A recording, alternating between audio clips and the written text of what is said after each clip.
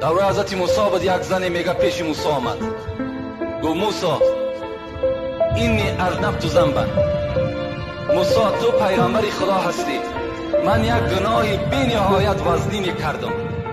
گو چی گناه کردی؟ ایرا شمس الدین ذهبی در کتاب کبایرش این قصه را در باب بینمازا میارد. میگه چی گناه کردی؟ این زن چی میگه؟ اینی زنه تو و ولدت من الزنا ثم قتلت. میگه موسی من زنا کردم، بعد زنا یک فرزندی از من تولد شد و از مردم که ترسیدم و شرم کردم این فرزندی تولد کردم قتل کردم، برده دفن کردم و امروز پشیمان شدم، توبه به سوی خدا کردم.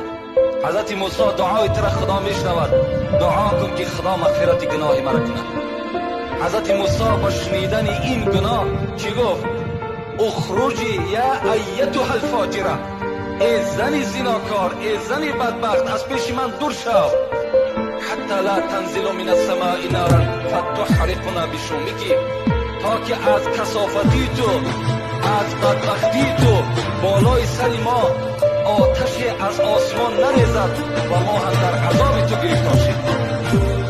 میگه این زن بیرون شد، در حال جبرائیل پایان شد و میگه سلام بر موسی کرد، گفت لما رددت تائبه. ای موسی این زن توبه کرده بود، این زن از صدق توبه کرده بود، پیش تو آمد، چرا تو از درگاه خود راندی؟ چرا که از خدای خود طلب نکردی که این زن خدا مغفرت کند؟ این در اصل توبه صدق کرده بود. اما وجدت شر منها، موسی گفت تو بر یک زنای همی زن و بر این عملی که این زن دست زد تو غضبناک شدی. آیا تو میدانی که از این زنی که زنا کرد و از زنا تولد کرد و فرزند خود به دست خود کشت، میدانی از این دبا بدتر مخلوق است؟ حضرت موسی گفت من هو شر منها. موسی گفت او کی هست از این بدبخت با بدبختتر؟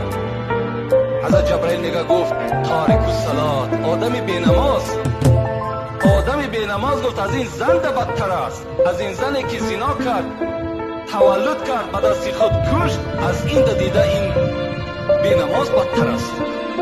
مادام اینقدر خاصیت ها داشته باشد، پس مال این خودمان چرا حرام کنیم؟